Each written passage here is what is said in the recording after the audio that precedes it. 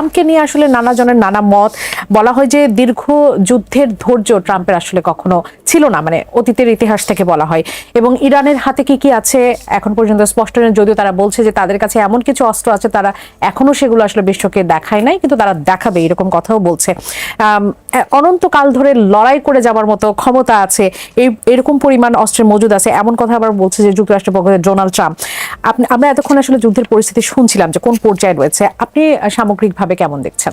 সান ত্জুর একটা খুব বিখ্যাত বই আছে, দ্য আর্ট অফ ওয়ার। সেখানে বলা আছে যে আপনি কিভাবে কিভাবে যুদ্ধ করতে পারেন। যুদ্ধের একটা মানসিক যুদ্ধের জায়গা আছে, একটা শারীরিক যুদ্ধের জায়গা আছে, এবং যুদ্ধের পরবর্তী সময় যুদ্ধ দীর্ঘায়িত করার একটা জায়গা আছে। যুদ্ধ কিন্তু থেমে গেলেও অনেক সময় থামে না, কেননা আমরা বোমাবর্ষণ থামতে দেখি, আমরা হত্যা থামতে দেখি, কিন্তু তারপরেও কিন্তু যুদ্ধ চলতে থাকে। এবং যুদ্ধের অনেক ফ্রন্ট আছে এখন, যার মধ্যে একটি হচ্ছে অর্থনৈতিক যুদ্ধ। ইসরায়েল এবং আমেরিকা এখন যে যুদ্ধটা করছে এটা কিন্তু অনেক দিন থেকে চলছে। এই যুদ্ধটা এসকেলেটেড হয়েছে, অর্থাৎ তারা ইরানকে সরাসরি আক্রমণ করতে শুরু করেছে। কিন্তু এর আগেও তারা বিভিন্ন সময় ইরানকে আক্রমণ করেছে, কিন্তু ইরানের নিউক্লিয়ার মানে যে সিস্টেম আছে সেটাকে ধ্বংস করার চেষ্টা করেছে। তারপরে বিভিন্ন সময় ইরানকে অবরোধ দিয়েছে, ইরানের জাহাজ ক্ষতিগ্রস্ত করেছে, ইরানের বিমান উড়িয়ে দিয়েছে, আপনার নিশ্চয়ই মনে আছে, যাত্রীবাহী বিমান উড়িয়ে দিয়েছিল।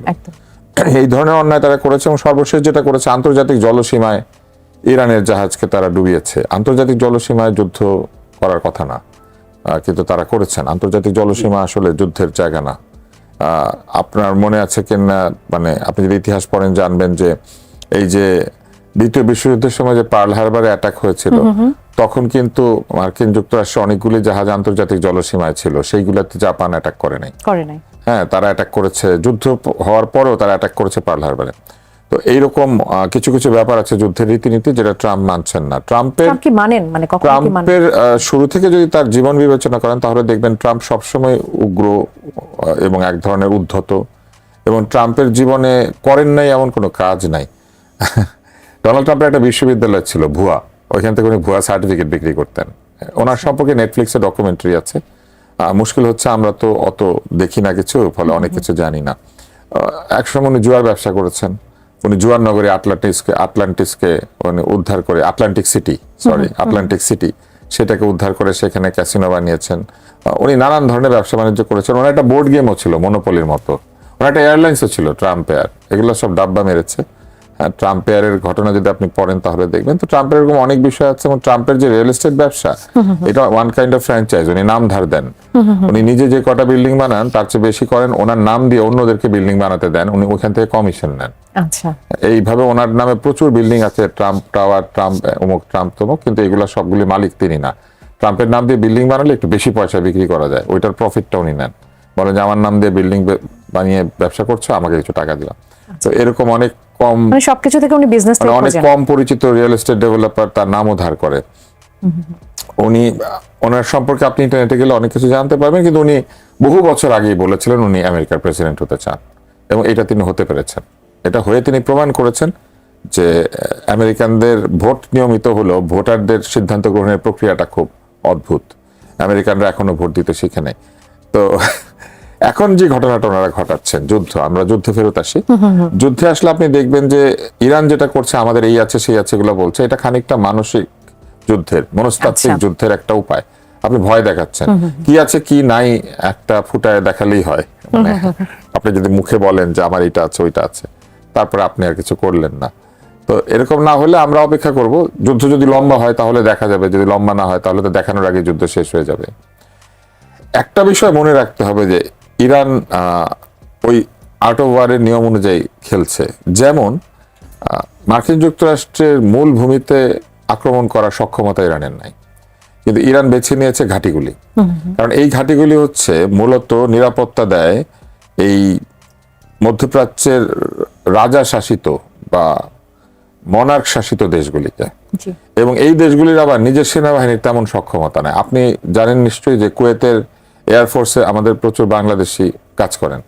জর্ডানেও একসময় পাকিস্তানিরা কাজ করতো, এবং জর্ডানের বাদশার দেহরক্ষী ছিল পাকিস্তানের লোকজন, এবং সেইখানেও আমাদের পাইলটরা কাজ করেছেন জর্ডানে। আমাদের যে একজন এইস পাইলট ছিলেন, যিনি এফডিসির এমডি ছিলেন, উনি কিন্তু জর্ডানে চাকরি করেছেন, এবং ওইখানে তিনি ভূপাতিত করেছেন ইসরায়েলি বিমান। তো এরকম তাদের নিজের সেনাবাহিনী নাই, সেনাবাহিনী থাকলে নিজের সৈন্য নাই, নিজের দেহরক্ষী নাই, এরকম অনেক রাজ্য আছেন, এবং এদেরকে নিরাপত্তা দেওয়ার নামে এরা ওখানে থাকে এবং এরা বিনিময় পয়সা নেয়, কিন্তু এই ঘাঁটিগুলি কিন্তু টাকায় করে। আচ্ছা, এগুলির খরচ কিন্তু বহন করে ওই রাষ্ট্র, মানে আবুধাবিটা আবুধাবি, দুবাইটা দুবাই, বাহরাইনটা বাহরাইন, এরা পয়সা দেয়। আচ্ছা, এখন ওরা কি করছে, ওরা ওইখানে আক্রমণ করছে। এর কারণ হচ্ছে যদি এই ঘাঁটিগুলিকে তারা ক্ষতিগ্রস্ত করে তাহলে 3 ধরনের ঝামেলা তৈরি হবে। একটা হচ্ছে এই রাজারা বুঝবে যে আমাকে পাহারা দেয় সে নিজেই নিজেকে রক্ষা করতে পারছে না। দ্বিতীয়ত ক্ষয়ক্ষতি হলে এইসব শহরগুলিতে জনগণ উত্তেজিত হয়ে উঠবে যে ওরা যুদ্ধ করে, আমরা কেন ঝামেলার মধ্যে আছি।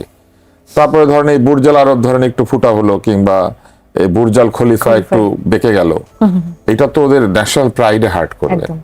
তো ইরান কিন্তু ওইভাবে এদেরকে আহত করছে। মানে আপনি মনে করছেন যে ইরান অনেক ক্যালকুলেটিভ ওয়ে, হ্যাঁ, ক্যালকুলেটিভ ওয়েতে, কারণ তাদের তো দীর্ঘমেয়াদে যুদ্ধ চালিয়ে যাওয়ার জন্য যে আর্থিক সঙ্গতি সেটা কম, যেটা অন্যদের আছে। দুইটা কারণ, একটা হচ্ছে এই যুদ্ধের পুরো খরচ তো এরা নিয়ে নিবে, এই রাজাগুলি দিবে এই খরচ, জোর করে আদায় করবে, বলবে তোমাদেরকে রক্ষা করার জন্য আমরা এখানে ছিলাম, টাকা দাও। উনি কিন্তু এটা করেছেন। আপনি নিশ্চয়ই জানেন কুয়েত যুদ্ধের পুরো খরচ কুয়েতকে দিতে হয়েছে। কুয়েত আর ইরাকের যে যুদ্ধ হয়েছিল সেখানে যে আমেরিকানরা এসেছিল, আমেরিকানরা যেখানে যায় ভেনেজুয়েলাকে বাধ্য করেছে এই খরচ দিতে, বলেছে খরচ দিতে হবে, তোমাদের প্রেসিডেন্টকে নিয়ে গিয়েছে, খরচ দিতে হবে, মানে নিয়েও যাবে আবার খরচটাও দিতে হবে, যুদ্ধের খরচ বিয়ার করে। তো তাহলে ওদের অর্থনীতির উপর চাপ পড়বে, যুদ্ধ যত চলতে থাকবে এই রাজাদের অর্থনীতির উপর চাপ পড়বে। এরই মধ্যে কিন্তু সৌদি আরব বলেন, আরব আমিরাত বলেন, এরা কিন্তু অর্থনৈতিক চাপে আছে। সৌদি আরব কিন্তু সিরিয়াস অর্থনৈতিক চাপে আছে, এবং 2029 থেকে 31 সালের মধ্যে কিন্তু এরা আমাদের বিরাট সংখ্যক রেমিটেন্স আর্নারদেরকে, ওয়েজ আর্নারদেরকে আমাদের দেশে ফেরত পাঠাবে, যুদ্ধ না হলেও। ওরা কিন্তু এরই মধ্যে জানিয়েছে। আমরা এরই মধ্যে চাপে আছি। তো এই চাপের কারণে এক ধরনের অসন্তোষ তৈরি হবে এই যুদ্ধটার বিরুদ্ধে।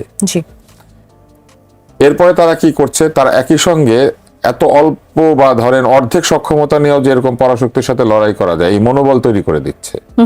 এই মনোবল তৈরি করে দিলে এক ধরনের ইসরায়েল বিরোধী এবং মার্কিন বিরোধী এক ধরনের যুদ্ধাবস্থা কিন্তু পুরো মিডল ইস্ট জুড়ে আছে। সেখানে হুতিরা আছে, হিজবুল্লাহ আছে, সেখানে শুধু সেখানে না, আপনি যদি আফ্রিকাতে যান, আফ্রিকাতেও কিছু গ্রুপ আছে যারা, সোমালিয়াতে আছে মার্কিন বিরোধী এক ধরনের চিন্তা ভাবনা, আমেরিকার একদম কোনার মধ্যে কিউবাতেও মার্কিন বিরোধিতা আছে, দক্ষিণ আমেরিকাতে বিশাল মার্কিন বিরোধিতা আছে। ফলে এরা দেখে ইরানকে দেখে শিখে যাইতে পারে, যারে এর সাথে তো 2 মাস যুদ্ধ করা যায়। এটা আসলে আমেরিকার জন্য একটা অশনি সংকেত। এইটা ট্রাম্প সাহেব আসলে আমেরিকার মতো একটা বৃহৎ শক্তিকে, যে জায়গাতে আমেরিকার শক্তিটা ছিল সেইখান থেকে দূরে সরিয়ে আনছেন। আমেরিকানরা কি নিয়ে গর্ব করত? তারা জন এফ কেনেডিকে নিয়ে গর্ব করে। কেন? Because he was icon of putting democracy, liberty, human rights, এইগুলিকে অন দ্য টেবল, তাই না? মানব জাতির উন্নয়ন, বিজ্ঞান, চাঁদে যাওয়া, এগুলা নিয়ে আমেরিকানরা কথা বলতো। আমেরিকানরা বলতো যেখানে ফ্রিডম এন্ড লিবার্টি সেখানে তারা যায়। আমেরিকানরা কিন্তু লিবার্টি নষ্ট করার জাতি হিসেবে পৃথিবীতে ওরা নিজেদেরটা বিশ্বাস করে, কিন্তু অন্যেরটা বিশ্বাস করে না। হ্যাঁ, কিন্তু এখন তো আর আগের মতো নাই যে আমেরিকান মিডিয়ায় পৃথিবীর মিডিয়া কন্ট্রোল করে। এখন তো মিডিয়া ওপেন হয়ে গেছে। এই সোশ্যাল মিডিয়া আপনি যাই বলেন, এটা ভালো দিক খারাপ দিক দুইটাই তো আছে। তাহলে এখন কিন্তু আমেরিকান জনগণের যে সচেতন অংশ তারা কিন্তু দেখতে পায় কি ঘটছে। আপনি যদি আমেরিকাতে যান, আজকে যে ইন্ডিপেন্ডেন্ট ব্লগার বলেন, ইন্ডিপেন্ডেন্ট থিঙ্কার বলেন, এরা কিন্তু আমেরিকাতেই সবচেয়ে বেশি, এবং এরা কিন্তু কথা বলতে শুরু করবে। তাহলে ওইখানেও তারা একটা উৎসাহ দিচ্ছে। তাহলে 2টা যুদ্ধ তারা করছে। একটা হচ্ছে তারা মধ্যপ্রাচ্যের দেশগুলিকে একটা ভালনারেবল করে তুলে আমেরিকাকে ওইখান থেকে সরিয়ে দেওয়ার চেষ্টা করছে। আরেকটা হচ্ছে তারা সরাসরি যুদ্ধ করছে। একদম। আরেকটা হচ্ছে তারা আমেরিকার ভিতরেও যারা ওপেন থিঙ্কার তাদেরকে তাদের পলিটিক্যাল সিস্টেমকে নিয়ে কোশ্চেন করানোর মতো জায়গায় চলে গিয়েছে, এবং আমেরিকার আশেপাশে যে দেশগুলি আছে সেগুলিকে এক ধরনের উৎসাহ দিয়ে ফেলছে যে দেখো এত অল্প জিনিসপত্র নিয়েও কিন্তু পারা যায়। ফলে এইটা কিন্তু আমেরিকার জন্য দীর্ঘমেয়াদে খুব ক্ষতিকর হবে, এবং এর মধ্যে দিয়ে আরেকটা কাহিনী হবে। যুদ্ধ কিন্তু সবসময় অর্থনৈতিকভাবে আপনাকে ড্রেইন করে, অর্থাৎ আপনার টাকা খরচ করিয়ে ফেলে। কিন্তু চীনের কি টাকা খরচ হয়ে যাচ্ছে? উনি তো সোজা করতে চায় চীনকে, উনি তো সোজা করতে চায় রাশিয়াকে। কিন্তু চীন তো আসলে যুদ্ধের মধ্যে কখনো ঢুকতে চায় না। চীন ঢুকছে না, কারণ যতই এরকম বাইরে থাকতে পারছে ততই সে অর্থনৈতিকভাবে শক্তিশালী হয়ে উঠছে। এবং আমি আপনাকে একটা জিনিস বলি, চীন যদি দখল করে শুধু তাইওয়ান দখল করবে, আর কিছু দখল করবে না। এবং চীন দখল করে বলবে যে এই যে আমেরিকা করে আমিও নিয়েছি। কিন্তু তাইওয়ান দখল করার সাথে সাথে আপনার আমার সবার আইফোন শেষ হয়ে যাবে। এইটার যে মাইক্রোচিপ এইটা আর থাকবে না। ফলে আইফোন সাপ্লাই হবে, অন্য ধরনের বিপর্যয়ের মধ্যে আমেরিকা ঢুকবে। আমেরিকার সমস্ত যন্ত্রপাতির মধ্যে যে মাইক্রোচিপ ব্যবহৃত হয় তার একটা বিরাট অংশ দক্ষিণ কোরিয়া এবং তাইওয়ান এবং চীনও। আচ্ছা, এবং অদ্ভুত ব্যাপার হচ্ছে আমেরিকা মনে করছে যে রেয়ার আর্থ মেটেরিয়াল, তেল, এগুলা আমেরিকা যদি নিতে পারে ওরা নিজেরা এটা বানাতে পারবে। প্রবলেম হচ্ছে নিজেরা এটা বানাতে গেলেও ওদের আরো 10 থেকে 15 বছর সময় লাগবে এটা বানাতে। ওরা আমেরিকা থেকে যন্ত্র কিনেই কিন্তু এগুলা বানায়, কিন্তু আমেরিকানরা পারে না বানাতে। এর অনেক কারণ আছে, এটা দীর্ঘ ব্যাখ্যা। শুধু আপনি শেষ কথাটা আমি আপনাকে বলি, সেটা হচ্ছে যে যখন এই পুরো বিষয়টা ঘটবে তখন উত্তর কোরিয়া আপনি দেখবেন যে হঠাৎ বের হয়ে এসেছে। উত্তর কোরিয়া অনেক উসখুস করছে, বারবার বলছে যে এই সব যন্ত্রণার ভিতর দিয়ে উত্তর কোরিয়া বের হয়ে আসবে এবং দক্ষিণ কোরিয়াকে ঝামেলা করতে শুরু করবে। আমেরিকা তখন সত্যি বিপদে পড়বে। একটা ইসরায়েলের জন্য সে যে এত বড় বিপদ ঘাড়ে নিচ্ছে, আমার মনে হয় আমেরিকা এটা ঠিক হচ্ছে না। একজন দর্শক আছে, প্রশ্ন করতে চাই, অনেকক্ষণ ধরে অপেক্ষা করছেন। দর্শক স্বাগত জানাই, কে বলছেন, কোথা থেকে বলছেন, আপনার প্রশ্নটি করবেন। জি, আসসালামু আলাইকুম। জি, ওয়ালাইকুম সালাম, শুনতে পাচ্ছি আপনাকে, প্রশ্নটি করবেন। জি, আমার প্রশ্ন হলো দুইটা। প্রথম হলো যে এই যে সোশ্যাল মিডিয়ায় আমরা দেখছি, হ্যাঁ শুনতে পাচ্ছি, আপনি বলুন। আমি সোশ্যাল মিডিয়ায় দেখছি যে ইরানের পাশে উত্তর কোরিয়া দাঁড়াইছে, যে অস্ত্রশস্ত্র দিব, এই ধরনের কিছু একটা দেখা যাচ্ছে সোশ্যাল মিডিয়ায়। এ কথাটা কতটুকু সত্য? আর দ্বিতীয় হচ্ছে যে সাবেক প্রধানমন্ত্রী শেখ হাসিনা ক্ষমতায় থাকার কালীন বহু চেষ্টা করছে আমেরিকা এই দেশে ঘাঁটি করার জন্য, অথচ আমেরিকার কোনো পাত্তাই দেয় নাই। যদি এই বাংলাদেশে কোনো ঘাঁটি থাকতো বা যে কোনো সরকারি দিত, তাহলে কি ইরান বাংলাদেশেও বোমা ফেলাইতো কিনা, এই মিসাইল বাংলাদেশে ফেলাইতো কিনা? অসংখ্য ধন্যবাদ, আপনি থাকুন আমাদের সঙ্গে। আরেকজন দর্শক আছে, তার প্রশ্নটি নিচে যাই। দর্শক স্বাগত জানাই, কে বলছেন, কোথা থেকে বলছেন, আপনার প্রশ্নটি করুন। আসসালামু আলাইকুম। জি, ওয়ালাইকুম সালাম, শুনতে পাচ্ছি, প্রশ্নটি করবেন। আমি মুক্তার আলী বগুড়া সাধারণপুর থেকে বলছিলাম। জি, আপনার প্রশ্ন করবেন। আমি আজকে দুজন আলোচক, আজকে তাদেরকে আমি মানে খুবই সম্মানজনক ব্যক্তি আছে দুইজনই। তা আমি তাদের কাছে একটা প্রশ্ন করতে চাচ্ছি যে দুটো দেশের মানুষ ব্যক্তি কিন্তু খুব উচ্চ শিক্ষিত, তারা তার মধ্যে বেশি টান আরো বেশি শিক্ষিত।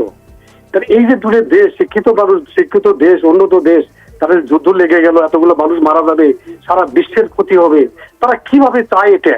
আর এই প্রভাবটা আমাদের বাংলাদেশে যে পড়বে, আমাদের বাংলাদেশের সরকার এটা কতটুকু এর প্রভাবটা আমাদেরকে মানে মানে মুক্ত রাখতে পারবে আমাদের সাথে? অসংখ্য ধন্যবাদ। এই মুহূর্তে আরো একজন দর্শক আছে, তার প্রশ্নটি একটু নিতে চাই। স্বাগত জানাই, কে বলছেন, কোথা থেকে বলছেন, আপনার প্রশ্নটি করবেন। আমি লিজান ভাই বলছিলাম ঠাকুরগাঁও থেকে। জি, আপনার প্রশ্ন করবেন। আমার প্রশ্নটি হচ্ছে, বাংলাদেশের যে কয়েকটা ইসলামী সংগঠন আছে সেখানে রাজনৈতিক অরাজনৈতিক, আমরা দেখছিলাম এর আগে যে ভারতে বা আমাদের মিয়ানমারে প্রতিবেশীদের মুসলিমদের উপর আক্রমণ হলে বা কাউকে যদি মেরে ফেলে, এগুলো নিয়ে বায়তুল মুকাররম থেকে শুরু করে সব জায়গায় ইসলামী সংগঠনগুলোর যে সোচ্চারতা, যে বিক্ষোভ দেখাইতো, তো সেখানে মধ্যপ্রাচ্যের একটা মুসলিম দেশের সর্বোচ্চ ধর্মীয় নেতাকে মেরে ফেললো। তো আমাদের দেশের যে মুসলিম সংগঠনগুলো বা রাজনৈতিক দলগুলো আছে, এরা তো এভাবে একটা ধর্মীয় দৃষ্টিকোণ থেকে কোনো সোচ্চার না এবং কোনো বিবৃতি দেখিনি। যেভাবে আমাদের তারেক রহমান যে বিষয়টা নিয়ে বলছিল, এইরকম করে যে আরো অনেক সংগঠন আছে ইসলামী, এদের কোনো ভূমিকা আমি দেখিনি। এটা মানে এটা কি মনে হয় আপনার, যে আমরা আমেরিকার কাছে চাটুকারিতার রাজনীতি করতেছি? অসংখ্য ধন্যবাদ, থাকুন আমাদের সঙ্গে। দর্শক, আপনার প্রশ্ন নিশ্চয়ই নিব। আমি আগে প্রথম দর্শক যিনি ছিলেন তার প্রশ্নের উত্তর একটু নিয়ে আসতে চাই। সিরাজুল ইসলাম ভাই, আপনার কাছে একটু আসি। তিনি প্রশ্ন করেছেন উত্তর কোরিয়াকে আসলে ইরানের পাশে দাঁড়িয়েছে কিনা এটা উনি জানতে চেয়েছেন। আর দ্বিতীয় প্রশ্ন করেছেন যে শেখ হাসিনার সময় আমেরিকা বাংলাদেশে ঘাঁটি গাড়তে চেয়েছিল, সেটি করতে দেয়নি। যদি সেটি সম্ভব হতো, তাহলে কি বাংলাদেশের উপরও কি ইরান আক্রমণ করতো? এখানে দর্শকের ধন্যবাদ জানিয়ে বলি যে উত্তর কোরিয়ার নেতা কিম জং উন তিনি না শুধু ঐতিহাসিকভাবেই উত্তর কোরিয়া ইরানের পাশে আছে। আসলে সে বহুদিন থেকে, যখন বিপ্লব পরবর্তী যে কঠিন দিনগুলো ছিল, এমনকি ইরান যুদ্ধের সময় উত্তর কোরিয়া ইরানকে অস্ত্র সহযোগিতা দিয়ে, ক্ষেপণাস্ত্র সহযোগিতা দিয়ে, বিভিন্ন প্রযুক্তি দিয়ে হেল্প করেছে। এবং বলা হয় যে আজকে ইরানের যে পরমাণু কর্মসূচি, এই পরমাণু কর্মসূচিতেও নাকি উত্তর কোরিয়ার ইনভলভমেন্ট, কন্ট্রিবিউশন যেভাবেই হোক আছে। আর এটাও ঠিক যে উত্তর কোরিয়া থেকে পাওয়া বিভিন্ন ধরনের ক্ষেপণাস্ত্রের উপরে রিভার্স ইঞ্জিনিয়ারিং করে বা আরো ডেভেলপ করে মডিফাই করে ইরানের আজকে যে ক্ষেপণাস্ত্রগুলো দেখছি, ইরানের ক্ষেপণাস্ত্র আসলে বেশ উন্নত। এবং এই উন্নত ক্ষেপণাস্ত্র তৈরি করার পেছনে উত্তর কোরিয়ার অবদান আছে। এবং এটার পেছনে মূল যে কারণ, সেটা হচ্ছে যে ইরানে ইসলামী বিপ্লব হয়েছে, উত্তর কোরিয়ায় কমিউনিজম প্রতিষ্ঠিত। দুটো দেশই মার্কিন বিরোধী, সাম্রাজ্যবাদ বিরোধী। এই জায়গা থেকে একটা মনস্তাত্ত্বিক নৈকট্য আছে।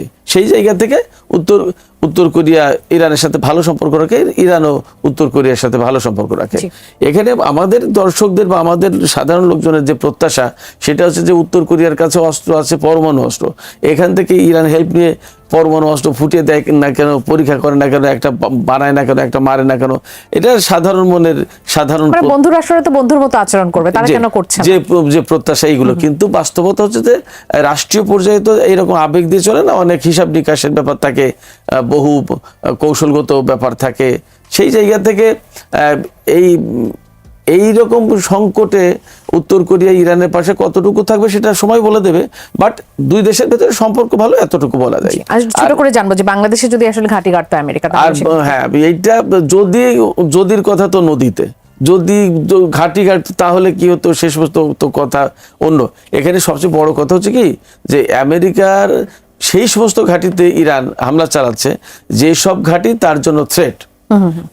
ইরানের একেবারে সামনাসামনি এই ঘাঁটিগুলো, যেমন আমরা যদি যে পারস্য উপসাগরটাকে দেখি, পারস্য উপসাগর একদম পূব থেকে পশ্চিম দিকে লম্বালম্বি, উত্তর পাড় পুরোটাই, পারস্য উপসাগরের উত্তর পাড় পুরোটাই ইরানের, আর পশ্চিম থেকে শুরু করে দক্ষিণ হয়ে পূর্ব দিকে, অর্থাৎ এই দক্ষিণ পাড় এবং এর মাথায় পশ্চিমের একটু অংশ আর নিচেই পূর্বের একটু অংশ মিলে ওমান, সংযুক্ত আরব আমিরাত, কাতার, বাহরাইন, সৌদি আরব, কুয়েত, ছোট ছোট করে সব দেশে এই পাঁচটা। তো এই যে অবস্থান, এবং পারস্য উপসাগর যে অনেক বেশি চওড়া তা তো না, তো সাগরের এপার ওপার, এইখান থেকে এরা সহজেই ইরানে হামলা চালাতে পারে মধ্যপ্রাচ্যের এই দেশগুলোর ঘাঁটি থেকে, এবং এগুলো একদম এক্সিস্টেন্সিয়াল থ্রেট, একদম মানে বাস্তব হুমকি ইরানের জন্য মার্কিন এই ঘাঁটিগুলো। ধ্বংস করে দিয়ে ইরান তাকে সেভ করার চেষ্টা করছে, এই আর কিছু না। আরো একজন দর্শক ছিলেন, তিনি প্রশ্ন করেছেন যে দুটি শিক্ষিত রাষ্ট্র, বিশেষ করে তিনি আমেরিকার কথা বলেছেন যে ডোনাল্ড ট্রাম্প তো অনেক শিক্ষিত একটা মানুষ, তাহলে এইসব শিক্ষিত রাষ্ট্ররা কেন পৃথিবীটাকে অশান্ত করে তুলছে, এবং সেখান থেকে বাংলাদেশের উপর এটা প্রভাব পড়বে কিনা? আসলে শিক্ষিত আর অশিক্ষিতর প্রশ্ন তো না, এখানে সবচেয়ে বড় প্রশ্ন হচ্ছে যে মানুষ, মানবতা, মানবিকতা। যুদ্ধ শিক্ষিত মানুষ হওয়ার কারণে হয় অথবা হয় না, ব্যাপারটা তা কিন্তু না। মানবতা বোধটা কার ভেতরে কতটুকু, সেটা একটা প্রশ্ন। এই যে আমরা গত 1-1.5 বছরের ভেতরে ইরানের সাথে ইসরায়েলের এবং ইরানের সাথে ইসরায়েল আমেরিকার যে যুদ্ধগুলো দেখলাম, ছোট ছোট করে মোটমাট এই 4টা যুদ্ধ, তো এই 4টা যুদ্ধের একটাও কিন্তু ইরান শুরু করেনি, ইরানের উদ্যোগে হয়নি। প্রত্যেকটা যুদ্ধ কিন্তু তারাই করেছে, এবং তাদের কারণে এই সংকটটা তৈরি হয়েছে। তো যুদ্ধ কে করবে? যুদ্ধ করলেই যে মানুষের প্রাণহানি হয়, সম্পদের ঘাটতি মানে ধ্বংস হয়, দেশ ক্ষতিগ্রস্ত হয়, এবং পরিবেশ নষ্ট হয়, সামগ্রিকভাবে একটা বিশ্বের জন্য বিপর্যয় ডেকে আনে, অন্তত একটা আঞ্চলিক বিপর্যয় তো আসেই। তো এই যে জায়গা থেকে যাদের ভেতরে মানবতা বোধ আছে, মানবিকতা আছে, তারা কিন্তু সাধারণত যুদ্ধে যায় না। ইরান সবসময় কিন্তু যুদ্ধের পক্ষে না, তারা সবসময় আলোচনার ভেতরে, এতর পরেও অপমানজনকভাবে ইরানের সাথে তারা আচরণ করেছে আলাপ আলোচনার টেবিলে বসেও, তারপরেও ইরান কিন্তু আলোচনাকেই বেছে নিয়েছেন, এবং আলোচনা হচ্ছিল আলোচনার ভেতরেই কিন্তু, এবং সোমবারে যে আলোচনাটা হওয়ার কথা ছিল সেই আলোচনায় এইরকম ইরান মানে তাদের নিউক্লিয়ার প্রোগ্রাম নিয়ে বেশ কিছু কনসেশন করছিল, যে আমরা কিছু কনসেশন করেও অন্তত চুক্তিটা বা আলোচনাটা একটা পজিটিভ জায়গায় পৌঁছাক। এবং সোমবারে এরকম একটা ভালো কিছু রেজাল্ট আসতে পারতো। ওমানের পররাষ্ট্রমন্ত্রী যিনি মধ্যস্থতা করছিলেন বিষয়টাতে, তিনিও কিন্তু এরকম খবর দিয়েছিলেন, আমেরিকা যে যুদ্ধটাই চাচ্ছিল, এবং ডোনাল্ড ট্রাম্প অস্থির হয়ে পড়েছিল এই হামলা করার ব্যাপারে। নেতানিয়াহুর উস্কানিতে ডোনাল্ড ট্রাম্প অস্থির হয়ে পড়েছিল যে মানে এটা আলোচনাটা শেষ হয় না কেন, ভেঙে যায় না কেন, শুরু করে দেবো। হাতে সময় থাকা, দুদিন থাকার আক্রমণে চলে, এবং আগের বারও যে জুনে যে যুদ্ধটা হলো তখনও কিন্তু আলোচনা হওয়ার কথা ছিল, রোববারে আলোচনায় বসবে, তার একদিন আগে যুদ্ধ শুরু করে দিল। এবং ডোনাল্ড ট্রাম্প তখনও বলেছিলেন যে এটা আমার অনুমতি নিয়ে করেছে এবং আমি অর্ডার দিয়েছি। জি, আমি তুষার ভাই আপনার কাছে একটু আসতে চাই। আরেকজন দর্শক তিনি প্রশ্ন করেছেন, আমাদের প্রতিবেশী দেশগুলোর কথা বলেছে, ধর্মীয় বিষয় যখন আসলে সামনে আসে তখন আমরা যখন ভারত মিয়ানমারের কথা বলেছে, যখন সংখ্যালঘুরা সেখানে আক্রান্ত হয় বা সমধর্মের যারা মুসলিমরা আক্রান্ত হলে সেখানে প্রতিবেশী দেশ থেকে প্রতিবাদ লিপি দেওয়া হয় বা সেটার জন্য করা হয়। কিন্তু যখন মধ্যপ্রাচ্যে সর্বোচ্চ ধর্মীয় নেতা একটা দেশের তাকে মেরে ফেলা হলো, তখন মধ্যপ্রাচ্যের দেশগুলো সেভাবে উনি আসলে তারা আসলে বলেছেন আমাদের রাজনৈতিক দলগুলি এবং আমাদের দেশ থেকে আমাদের কেন প্রতিবাদটা প্রতিবেশীদের আসলে? ওইখানে যদি কোনো মুসলিম নির্যাতিত হয় তখন প্রতিবাদ করে, কিন্তু এই যে মধ্যপ্রাচ্যে নির্যাতন হচ্ছে সেটা নিয়ে প্রতিবাদ করে না, এটা বলার। বা আমাদের ধর্মীয় দলগুলো সেভাবে প্রতিবাদ লিপি হ্যাঁ, আসলে এটা দেয়নি, বলেছেন। যদিও জামাত থেকে দেওয়া হয়েছে, তারা বলেছে তারা প্রতিবাদ করেছে। প্রতিবাদের ভাষা এবং প্রতিবাদের যে নমুনা সেটা দেখলে বোঝা যায় যে কোনটা নরম, কোনটা মধ্যম, আর কোনটা উচ্চ। তো এগুলি হচ্ছে ওনারা কিছুদিন আগে পর্যন্ত একটা শব্দ চালু করেছিলেন সফট। তো ওনাদের এই প্রতিবাদগুলো অনেক সফট আর কি, যেগুলো হার্ড হয়ে যায় যখন প্রতিবেশী রাষ্ট্র কিংবা তাদের পছন্দ নয় এমন রাষ্ট্র যখন তাদের থাকে। তো আমাদের মনে রাখতে হবে যে এই প্রতিবাদগুলো কিন্তু ধর্মীয় প্রতিবাদ না, এগুলো রাজনৈতিক প্রতিবাদ। ধর্মীয় প্রতিবাদের চেহারা একরকম হয় আর রাজনৈতিক প্রতিবাদ আরেক রকম হয়।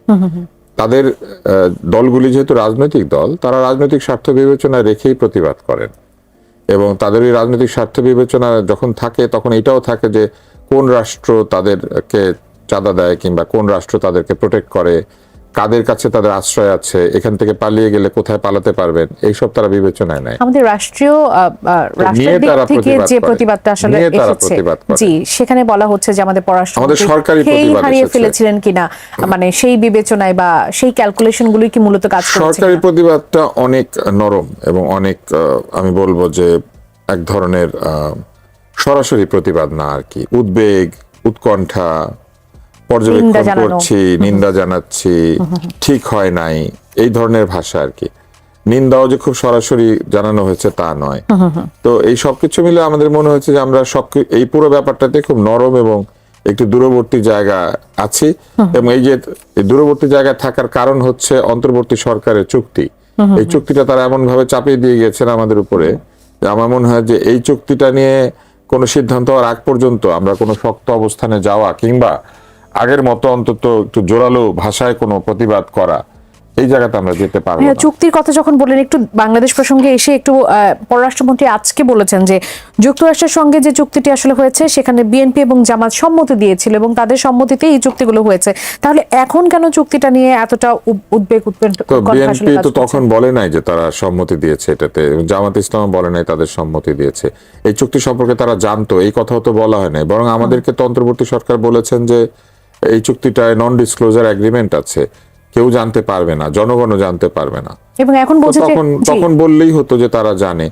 আর উনি বিএনপির মন্ত্রী হয়ে উনি যদি এখন বলেন যে আমরা এটা জানতাম, তাহলে জেনে শুনে উনি করেছেন তখন এই কাজটা ওনার সরকার, তো উনি জানতেন তাহলে। অথবা উনি হয়তো এইভাবেই বলছেন যে উনি যেহেতু এখন বিএনপির মন্ত্রী তাই বিএনপি জানতো, আমরা আসলে জানি না জানতো কি জানতো না। আমার মনে হয় এই ব্যাপার অফিসিয়ালি বলা উচিত যে তারা জানতো না, আর এই চুক্তির শর্তগুলি কিভাবে নির্ধারিত হয়েছে তাহলে সেটাও আমাদের জানা উচিত। পররাষ্ট্রমন্ত্রী আরো বলেছেন যে এন্ট্রি ক্লজ আছে এখানে এবং এক্সিট ক্লজ আছে, যেখান থেকে নোটিফিকেশন না হলে এটা কার্যকর হবে না বা শুরু হবে না। এন্ট্রি ক্লজ এক্সিট ক্লজ বড়র সাথে কখনো হয় না।